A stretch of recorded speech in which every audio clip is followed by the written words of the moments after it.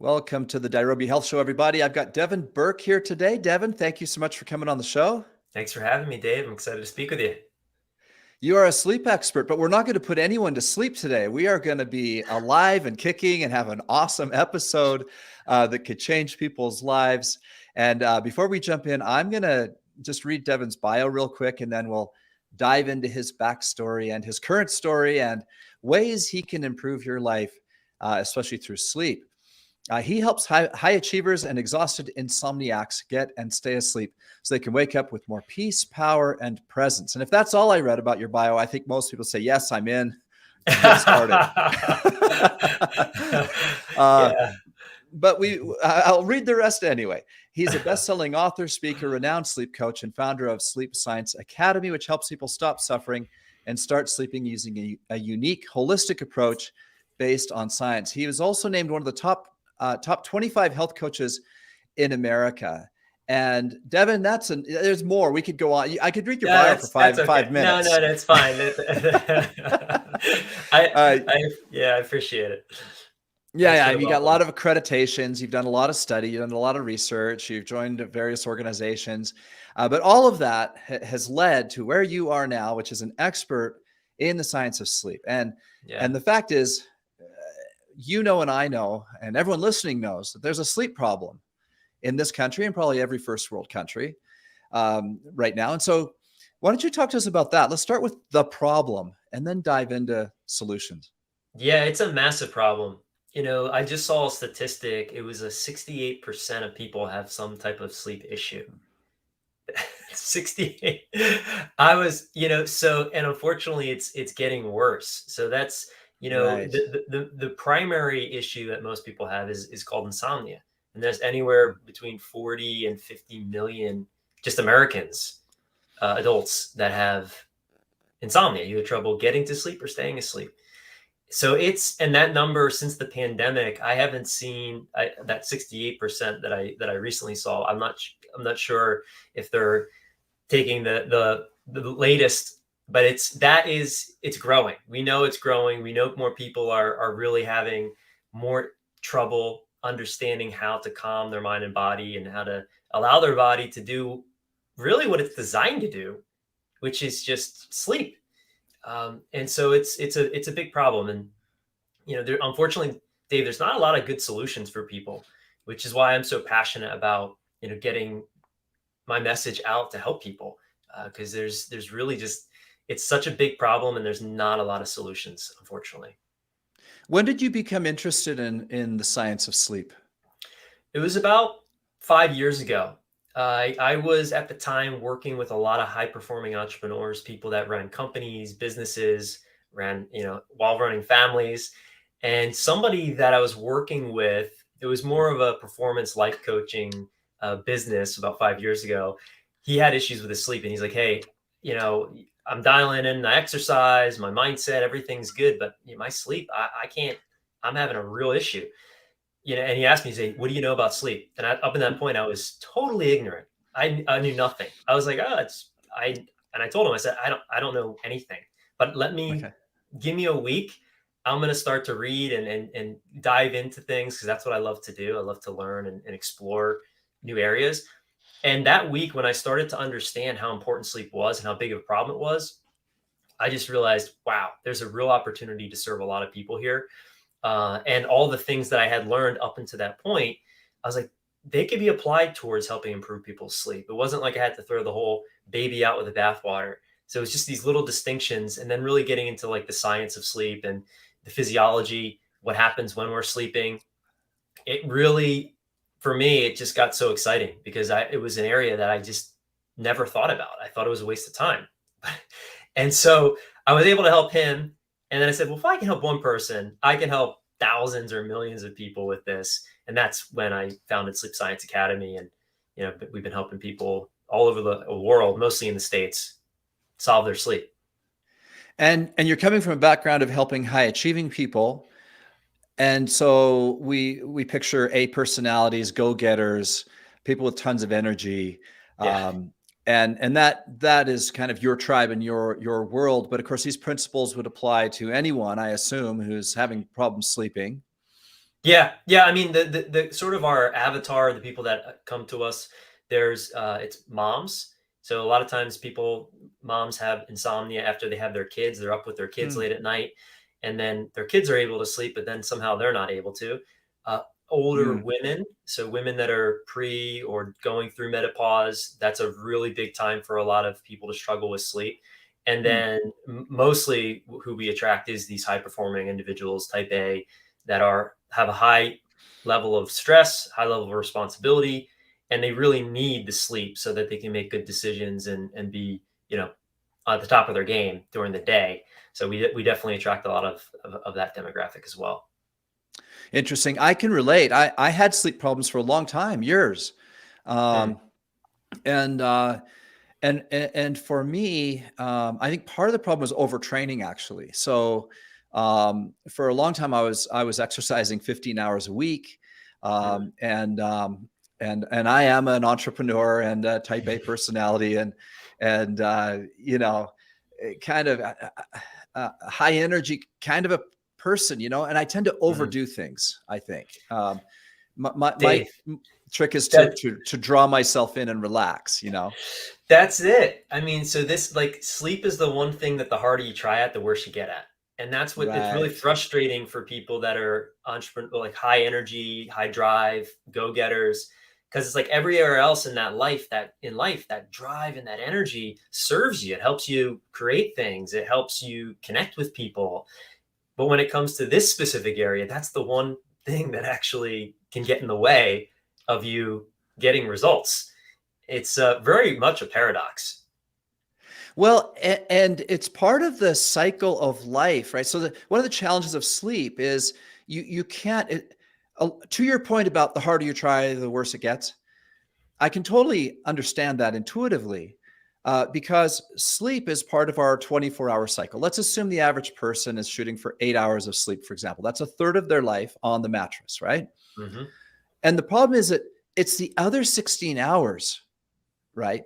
And how that's lived that to me seems like what's causing a lot of the problems, right? Whether it's bad nutrition, whether it's late night snacking. This is one of the reasons I love intermittent fasting, whether Mm, it's stress management, right? There's so many factors. Hormonal imbalances can cause it, which can come right back to the things I just mentioned. They can be mhm. part of a bad diet, part of being stressed out. We live in a cortisol, heavy society, where people are constantly in fight or flight mode, right? Yeah.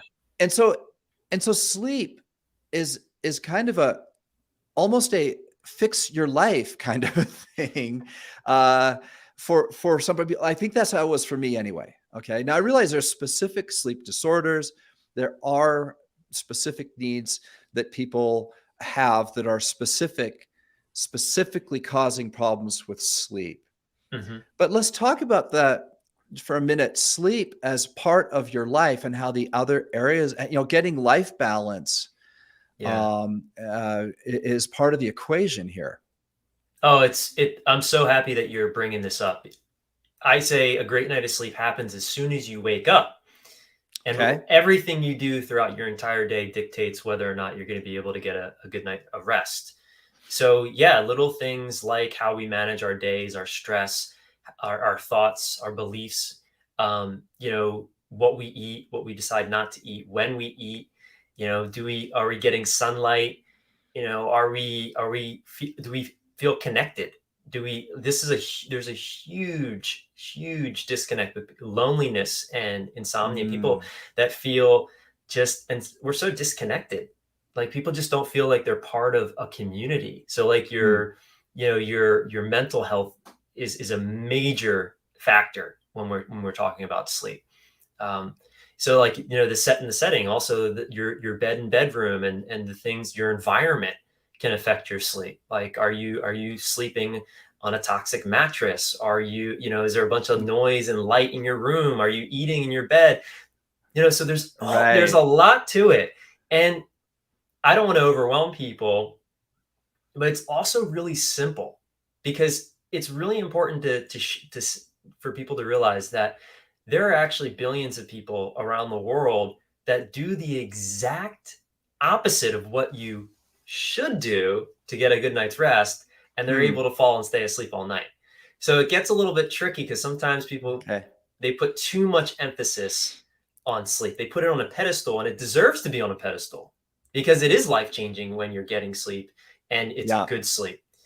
Yeah. But at the same time, that creates this level of expectation, that creates this level of underlying tension that, oh my God, if I have to sleep. And if I don't sleep, my health's going to deteriorate, my mind's going to deteriorate, I'm going to get Alzheimer's, and people just go right to like the under the bridge sort of thinking. And that creates more anxiety, more of what we don't want, which then keeps people in like a Right. paradox, a loop. Yeah, I mean, for me, I made a study of sleep, and Mm. some of the things you mentioned, making the room darker. I tried to get the temperature lower. My wife and I had a healthy argument for years about mattresses and beds because she can sleep anywhere, no Hmm. problem. If we travel, it doesn't matter whether the mattress is hard or soft or whatever. My wife has never really had a sleeping problem. And so to her, an expensive mattress is just that. It's just a lot of money on a mattress. And she just, doesn't see the value. There's other things she'd rather do with money. Right. So we had Right. this back and forth about a mattress. And I'm sure that's true for a lot of people that, a bed's a bed. Right. Right. So we had to work through that. We finally got a Sleep Number bed. Finally Okay. talked to it. We went and tried various ones. We looked at some of the high end, better beds, and that did make a huge difference. By the way, Hmm. um, that Sleep Number bed for me has been magic. She could take it or leave it. Again, it doesn't matter for her. She likes it, but it just hasn't changed her life. For me, it's been life changing. Wow. Um, Well, that's a good plug for Sleep Number. I mean, I believe a bed can be life changing. And if you think, like you said, we spend 1/3 of our life in a bed. So it's the most important piece of furniture in your entire home. So if you're gonna invest any amount of money in any piece of furniture, rather than a beautiful kitchen table, like get a really nice bed. Like that's my I opinion. I'm a bit I agree, biased, and but actually, if I was to ask her, we haven't had this conversation in a while, but if I was to ask her, I think she likes it a lot more now. For example, there's a snore setting. I snore, right? mm, And so there's a snore setting. So if I start snoring, she hits the snooze button or the snore button, and it lifts up the bed like 4 inches wow. at the head, and it stops me from snoring, which is kind of cool. And then it has a 0G position where you can lift the legs and lift the head and lie very comfortably to have a nap, which is really kind of a nice thing. So Wow. let me just see if you have anything else to add on beds, and let's move on to a couple other Yeah. areas of this. Yeah, no, absolutely. I mean, there's a lot of beds out there. Yeah. Ultimately, the best bed is the one that you're sleeping on. So, I'm a big believer in making sure that whatever mattress you have, it's a mattress that's comfortable, it's supportive. And there are, it depends on what you value. When we're talking about beds and mattresses, at the end of the day, it depends on what you value. Yeah. Because if you value, not having your mattress like off gas chemicals, then there's going to be you're a certain Ah, customer, right? Do right, you right. value sort of the features like what you just mentioned, like kind of these high tech sort of features that solve some problems that you might be having? Okay, so that's kind of a different customer. So really, at the end of the day, it's like, okay, what's most important to me? And then from there, you want to take steps as to figuring out what number one, how much you want to spend, because you could literally, Dave, spend up to $100,000 on a mattress, actually even up to $300,000 on a mattress, believe it or not. Wow. There's a Unreal. co- Unreal. There's a company called Hastings that sells these mattresses. I think like their low end mattress is 30,000. That's like their baseline. Like so. Anyway, so just Never heard of that. That's yeah, amazing. it's amazing. It blew my mind. Amazing. Actually, they have a showroom in Meisner Park, which is right down the street from me. And I'm like, man, how many of these mattresses are they selling? I just can't imagine people spending that much. But some people do, obviously, because they're in business, and Unreal. it's unreal.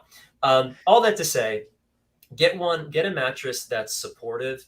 That if you care, if you have allergies, make sure it's hypoallergenic.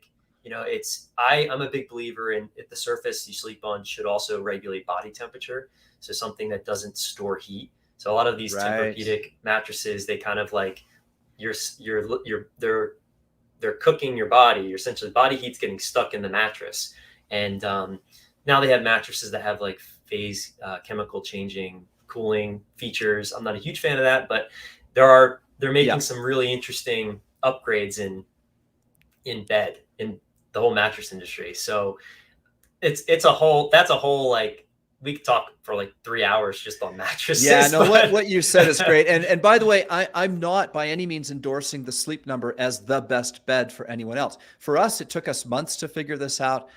We have a couple of our married kids have a purple mattress, and we lay on that and it feels terrific. But then we slept on it one night. Neither of us liked it by the time we woke up. So part of it, they love it, but it doesn't work for us. And so I think buying a mattress that has a trial period is really important, because lying on one in the store doesn't mean anything, because they all can feel terrific for 10 minutes. That's so true.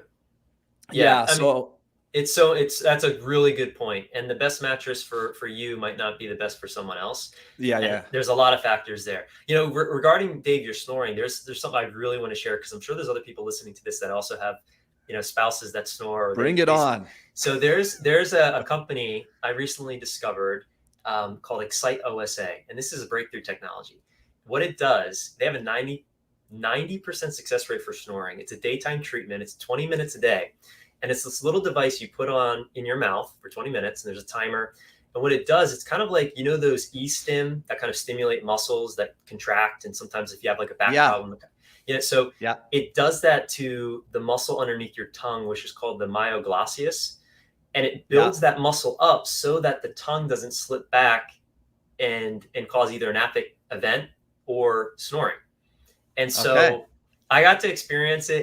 It's definitely interesting. You're wearing this thing. It's kind of shocking your tongue.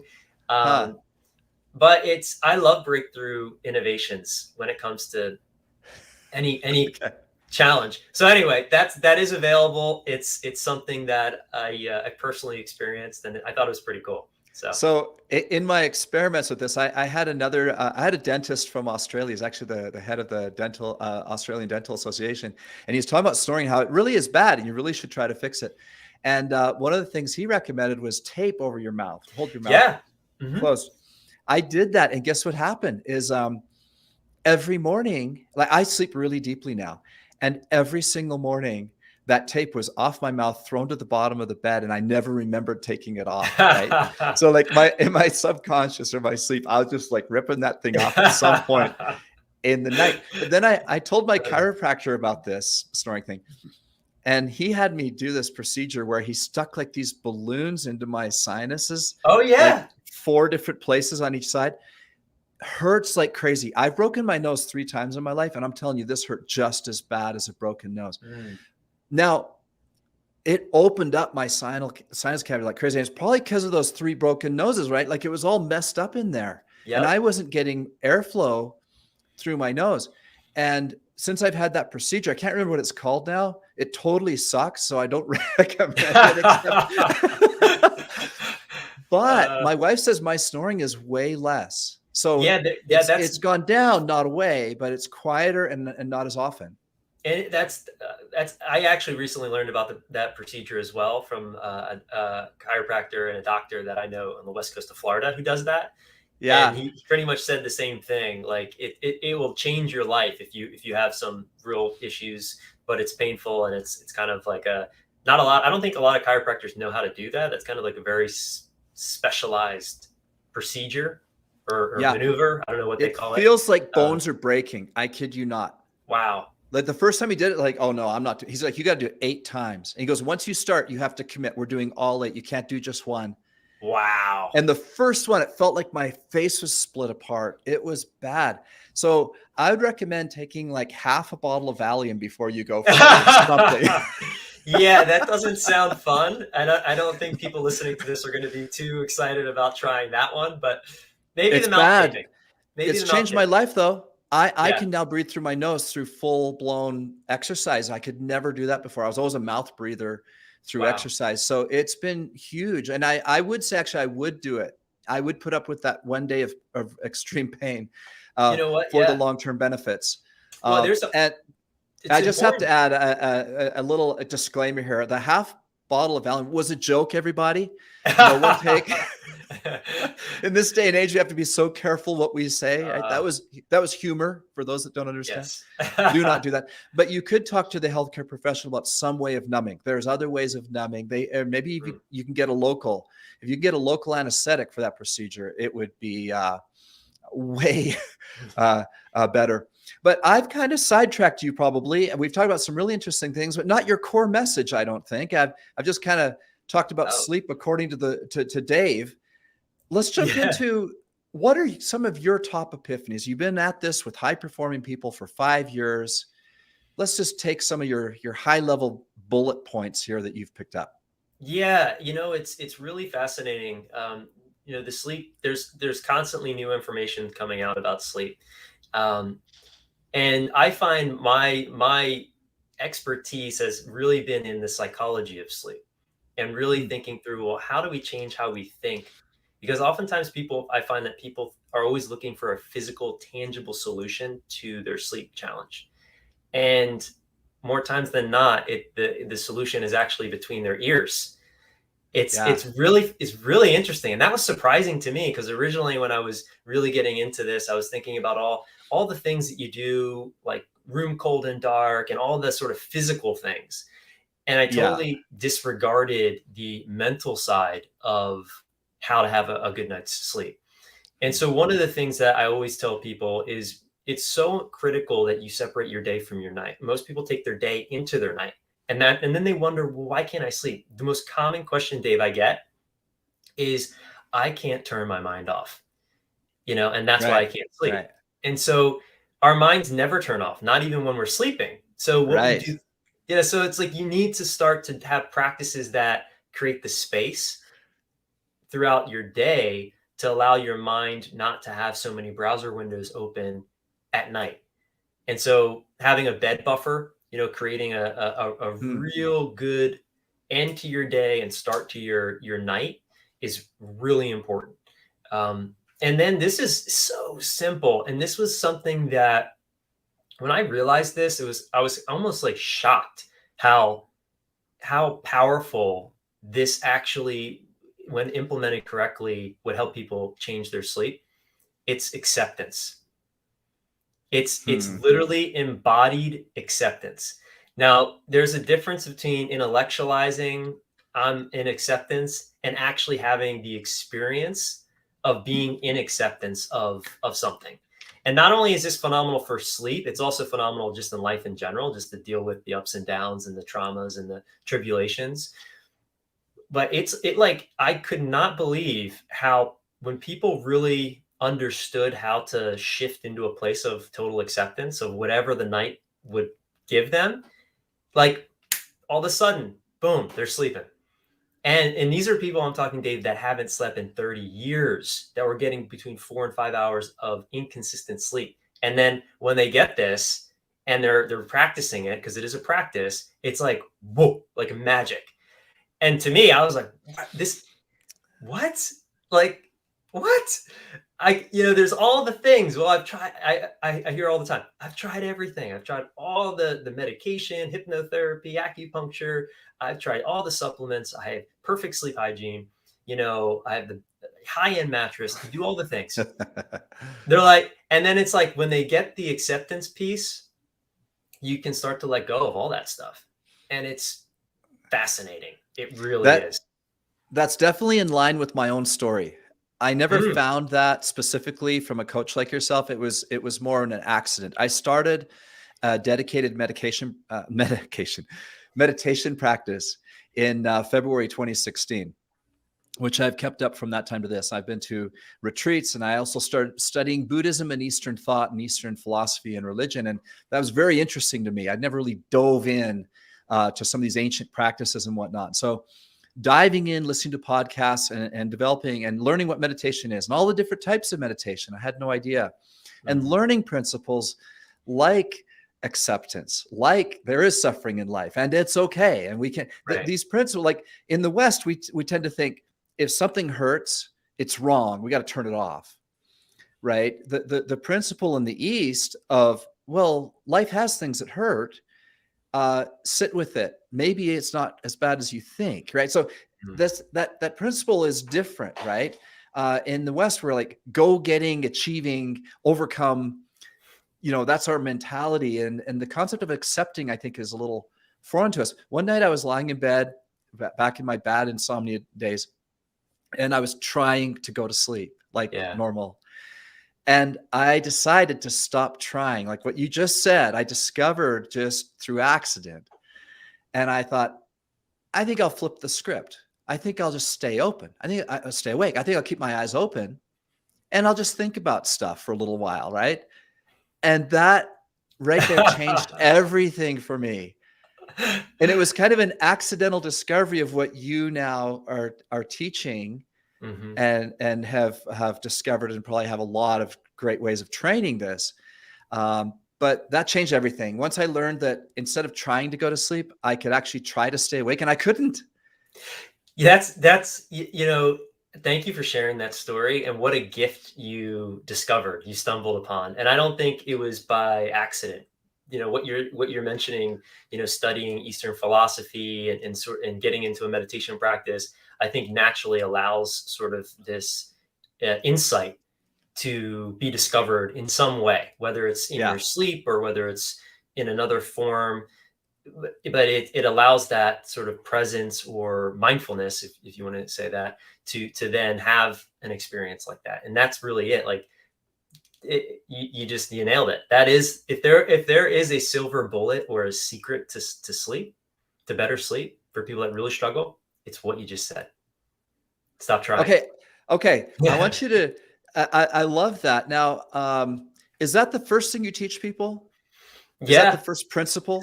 It really is. So, first, it's really helping people understand the power of their thoughts and beliefs and Okay. really identify and disidentify with them, because people think that their thoughts are unique, especially when they have a specific challenge like insomnia, that my insomnia is unique, that they Mm, have all this mental baggage. So, step one, Dave, is really understanding, well, first and foremost, those thoughts are not unique. They're not even yours, and they're not helpful.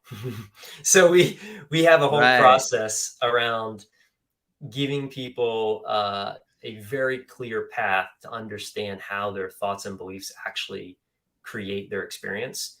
Then we help them step into acceptance and practice in various forms how to let go or surrender or allow, or and it kind of sounds, some of these principles are based in, they're based in spirituality. I mean, they're in every religion around the world in some form, and you can use them to help you sleep.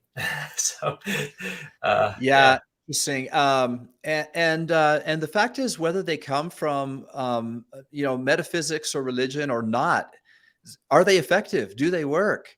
Is it something I can put into my life? And mhm, um, so, for me, that study that I did didn't make me want to join a new religion or anything.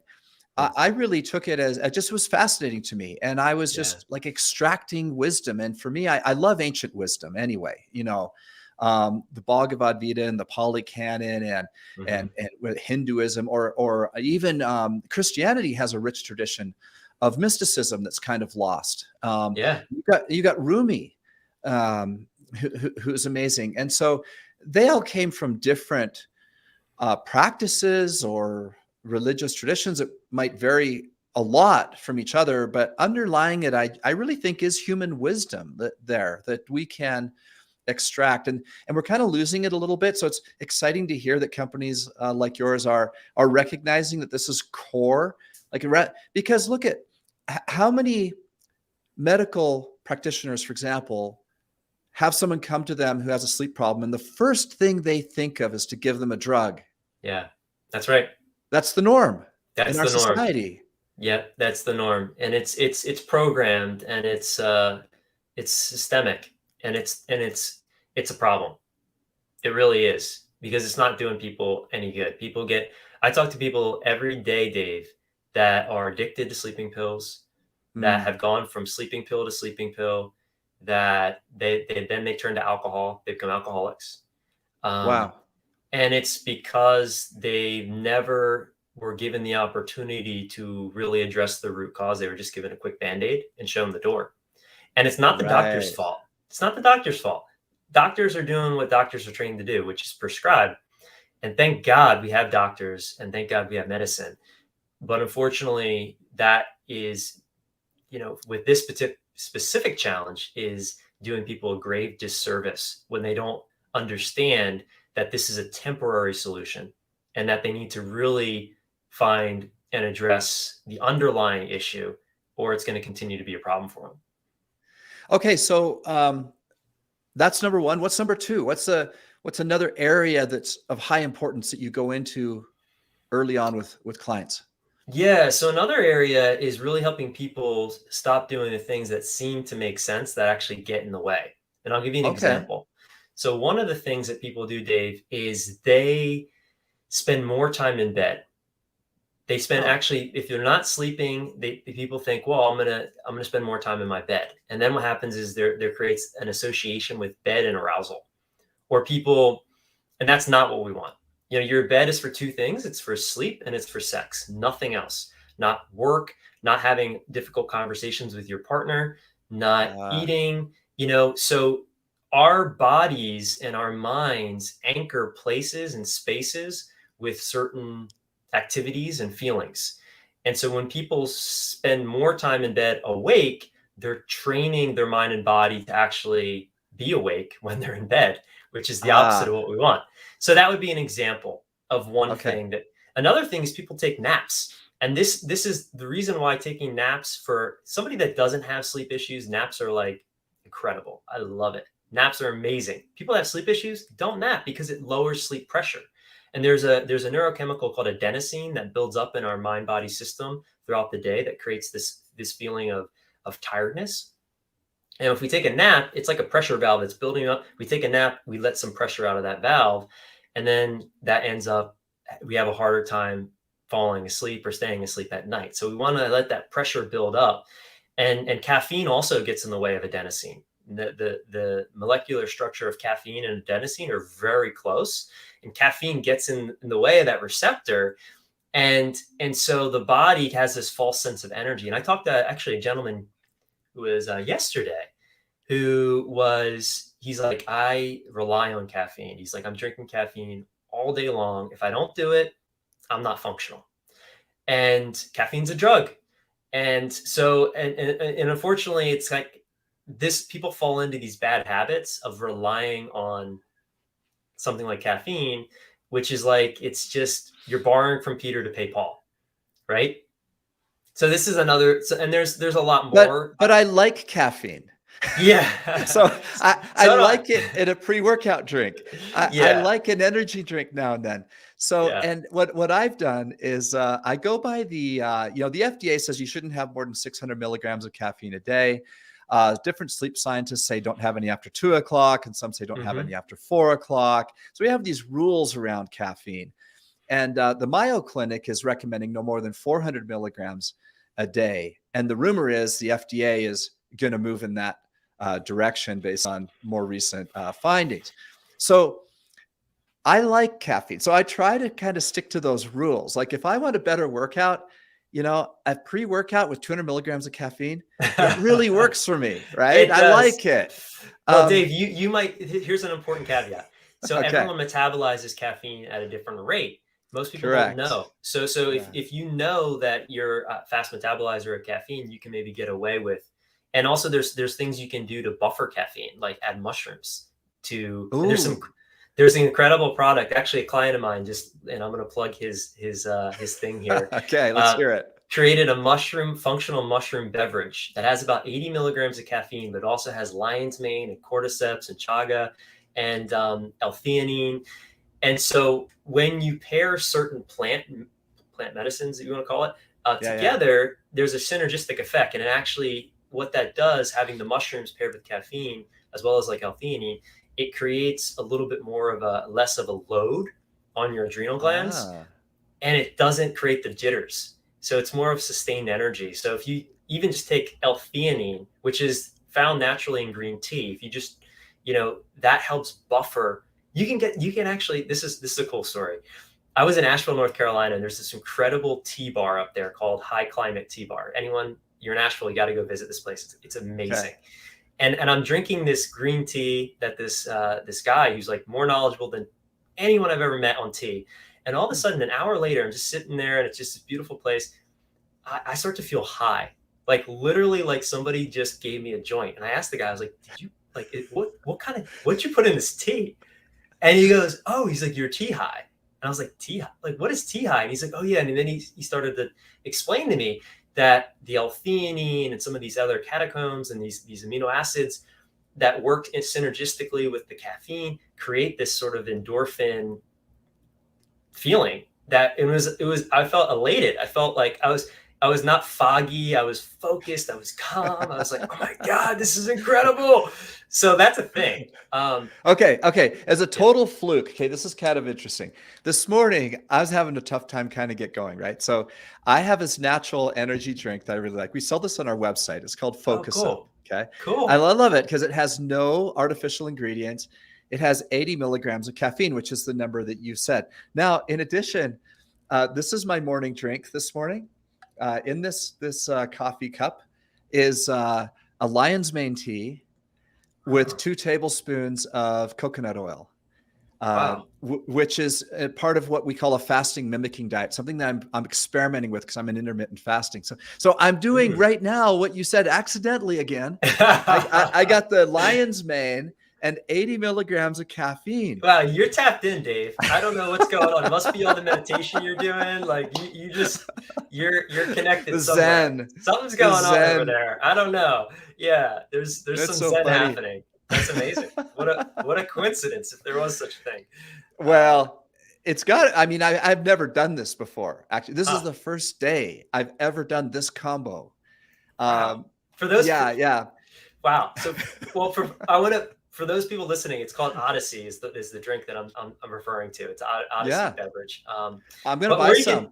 Or you can do what Dave just did. Buy some Focus Up and get some lion's mane and some MCT oil.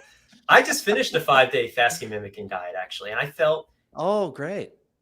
It transformed my body and my mind and everything. I'm like, I am sold on fasting. Now I don't think fasting if you're not sleeping is a good idea, and it can affect your sleep as well. Okay. So because that's definitely a real thing. Now let me clarify. Not intermittent fasting. That's just shortening your eating window during the day. You're talking about a 24-hour or longer fast. Is that what you mean? A block fast. So under 500 calories a day for 5 days, essentially. I was doing around 300 calories a day with, and it was a block fast. I'm just trying to clarify the point because we teach people to eat all their food within an 8-hour eating window for men and 10 hours for women, basically. That's great. And doing that every single day, we call that intermittent fasting. But I just want to clarify that would not cause sleep problems. As a matter of fact, that should aid sleep problems because you're stopping eating normally about 6 o'clock, 7 o'clock at the latest at night, which is important for sleep. 100%, especially the delta deep sleep, which is what you get mostly in the first quarter of the night. That's when, the glymph system is activated, and that's when our bodies are repairing or recovering and cancer cells are being cleared out. I mean, that's when the hormone, it's like a symphony of beautiful things happen in that stage of sleep.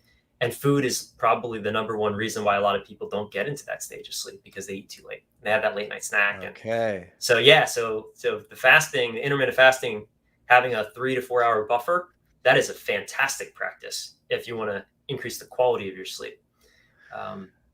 So measuring your sleep too, Dave, this is really important. You can't manage what you don't measure. Manage what you don't measure. So, just like you measure your bank account, you got to, and if you care about something, now this is a bit tricky for people because if you're measuring your sleep and it's telling you that you have crappy sleep, but you don't know what to do, or you're trying all the things and they're not working, that's not going to be helpful. But if you're measuring your sleep and you don't have insomnia, or if you do have insomnia, you're getting some sort of a support, like from someone like myself or my team, then you could see, oh, wow, I created a 4-hour fasting window, and look, my deep sleep went up 20%. And wow, you can see it. It's like getting a blood test and you can see, oh, I have high cholesterol. Okay, I have a choice: medication, change my diet, start exercise, right? Same thing with sleep. So the the device that I love is the Aura Ring. I'm not sure if you're Uh-huh. familiar with that. Yes, I am. Um, Yeah. yeah, so they launched their latest generation device that's coming out, I believe, the 15th of this month, and actually it tracks menstrual cycles. It's amazing. The new device, it tracks heart rate during the day. They really upgraded their algorithms. They got a lot of funding. I think they got like 100 million in funding. So I think they put some of that into R&D to make it even better. Wow. But anyway, you don't need an Oura ring. You could use a Fitbit or an Apple Watch, or there's a million other devices out there. Well, you can't really use an Apple Watch. I have an Apple Watch. I love my Apple Watch, but it needs to be charged every Ah, night, right? yeah, So now I've actually never experimented with just how long it takes to charge, and I wonder if I shouldn't just because I don't want to spend another $300, right, on another thing when I've got a smart device I've already spent yeah. money on, and so I wonder if I should just start like taking it off after dinner, charging it, and then starting to use a sleep app with it. Yeah, I mean, so I like measuring sleep just because, again, you can see the behavior changes, how that directly impacts your sleep. Now you can feel it, right? But seeing it and feeling it together, I find, is just more powerful. It's having that tangible data. And yes, there are more accurate sleep devices than others. The Oura Ring is, I think, the gold standard right now for devices tracking specifically for sleep, Yeah, hands down. probably. Yep. Um, but the Apple Watch, it can give you some pointers, and it can kind of point you in the right direction. And if you do it consistently over time, you're going to start to notice trends. You're going to see, like, when you had a stressful period of time and maybe some of the habits that you normally do fall to the Mm, wayside, how that impacts your sleep and how that impacts your okay. day. So anyway, I think that we use the Oura Ring. All our clients that go through our programs use the Oura Ring. I've been using the Oura Ring for about since I really started this journey, tracking my own sleep, and I find it beneficial for sure. Do you recommend that the people do wait for this new upgraded one that's going to be that much better, or just get one now? And I wonder how much more expensive the latest greatest will be, and if what the diminishing returns are on that extra money. So just talk to the value of it for a minute. Yeah, For people listening that may be having a sleep problem, should they just go get one and just start using it and not I worry about would. the? I Yeah. would, because it's $300. They didn't raise the price, and it's on pre-order right now. It ships, I think, the orders that are being placed now ship November 15th. Oh, so Um, you can get the latest greatest and it's not more money. right, it's the same Oh, price. okay. Okay. So, but yeah, I really do. I'm a believer in that technology, and I really wish I would have invested many years ago. I've no. They asked me, and I was like, oh, I don't know, this is really risky. I'm like, oh. Yeah. Yeah. So Crypto's risky too, but I'm just moving all my IRA money into a crypto IRA good for because, you, Dave. oh, my crypto account goes like this and my IRA goes like this, right? Like, Wow, bold. I love it. hey, why That's not? cool. Why No, not? hey, we're kind of diverting here from sleep, but yeah, crypto is we're definitely birds of a feather, Dave. I can tell you that. That's for certain. Well, and I have a vision. I just have a vision. I've told this to all my friends and family. I said, you watch. I think one Bitcoin will be worth $1 million in 3 to 4 years. And if you Wow. didn't get any today, you're going to be upset. And Mm. you're going to look back and you're going to kick yourself. Now, maybe not everyone shares that vision, but countries are adopting Bitcoin as currency. I mean, if that isn't writing on the wall, I don't know what Yeah, is, I right? saw I saw a Bitcoin ATM. I was driving back from a trip a couple weeks ago. I stopped in where was I? Savannah, Georgia, and I go into the gas station to get some water. I look, I'm like, wait, that's a Bitcoin ATM. I'm like, oh, okay. I mean, it's the cat is out of the bag. I mean, It is. it I'm really driving my is. wife nuts. If we have any extra money at all, I want to put it all into Bitcoin. And she's like, well, no, we got other things we could do. And so Yeah. right now I'm literally in a mode where every extra penny I will Wow, put you're into inspiring me Bitcoin right if I now. have the chance. Yeah, you're But inspiring me to go even bolder on the Bitcoin. hey, let me tell you what, for those of you listening, and of course it's a risk. And of course, who knows what the future holds. Yeah. And this is not giving investment advice. This is simply my personal decision based on the research I've done over the last few years. And all I can tell you is once I started and then put that money in my wallet, every day when I look at my wallet, it makes me smile. Mm-hmm. I don't have many days when I'm unhappy with what I see in my crypto wallet. Now, the same thing does not happen in my IRA, Mm-hmm. Mm-hmm. right? In my Yeah. regular stocks and mutual funds. So No, I don't know. yeah, I don't know either. It'll be interesting to see how things pan out, but It's where I'm putting it my money. yeah, well, I don't blame you. And one of the biggest reasons why people don't sleep actually is financial concerns. Ah, So, so this is that and relationship issues. So which usually are started because of financial concerns, by the way. So the number one reason why most people get divorced or have issues in their relationship is usually financially related. So financial health is an important topic, and it absolutely relates to sleep, because if you feel secure financially, do you think you're going to sleep better at night? yeah, absolutely. And this is kind of my beginning point of the whole episode. And that sleep, and I know you agree with me on this. Sleep cannot be viewed as a microcosm of life. It's I maybe said that wrong. It can't be viewed as independent of the Yeah. rest of life. It's what you said about a good sleep starts first thing in the morning, and so it becomes so um, difficult because it's so tied up into so many things. We've now mentioned Hmm. relationships, money, hormones, what food you eat, Yeah. drugs, your mattress, Yeah. temperature, light, dark. So, and we could go on and on for hours. I've already kept you longer than I planned on. So thank you for hanging in with me. Oh, But I'm enjoying the conversation.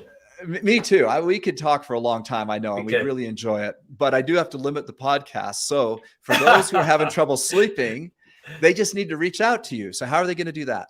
Yeah, you can go to sleepscienceacademy.com, and more than happy to speak to anyone that feels inspired to take action on, really solving this and having a system and support to do it.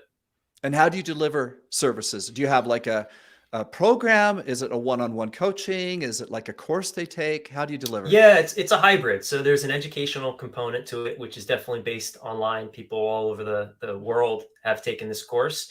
And then it's paired with one-on-one coaching and group coaching. And now I have a team of coaches that coach.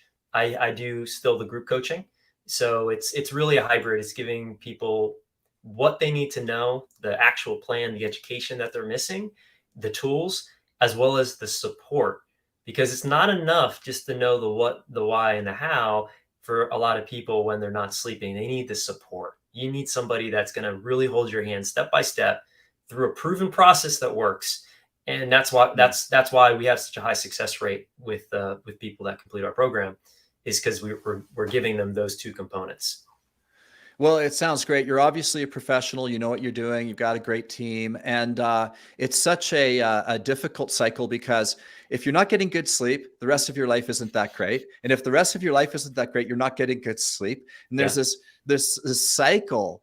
And if you can break people out of that really, I mean, like I said, I had insomnia for years, and so I literally, I'm not exaggerating when I tell you that every day when I wake up having had a good night's sleep, I just feel a strong sense of gratitude, even to this day, because my bad nights are very rare now, where they used to be the norm, Yeah. and the difference is so dramatic. Like I don't know what you charge for your services, but it's whatever it is, it's got to be worth it because this is like it's Yeah. so life changing. And so for people listening, if you're having trouble sleeping, at least talk, to Devin and explore the options because your quality of life is so highly impacted through this one thing.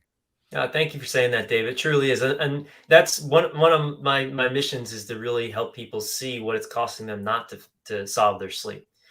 People have no idea how much time they're wasting looking for solutions, how much they've already invested either in medication copays, that things that are just, you're kicking the can down the road, and also Right. what it's the future cost, and not just in your health and your relationships, but on your finances. Like when you're not sleeping, your life is chaotic. You're not making clear decisions, and so when people can see really the value behind what a real night's sleep consistently can yield, then people are more ready to take action. But until that point, most people are looking for the quick fix, unfortunately. Yeah, yeah, and I love that during our discussion, we were able to bring out that you're more interested in deeper underlying causes than just dealing with symptoms, which to me is so important. It's part of why I do this show. It's part of what I'm trying to do in my own life. And so, I wouldn't be so enthused about referring your service if I didn't know that about you already. And the way you reacted when I talked about drugs and everything like that tells me a lot about what you're doing. So thanks so much, Devin, for coming on the show. It's been a lot of fun. Yeah, likewise, Dave. I really this went by fast, so I'd love to come back and do a round two at some point. That would be good because I'm sure there's a lot of areas we didn't even touch on. So I will hit you up on that in a few months. Sounds great. Look forward to it. Okay. For those of you listening, this is Dave Sherwin wishing you health and success.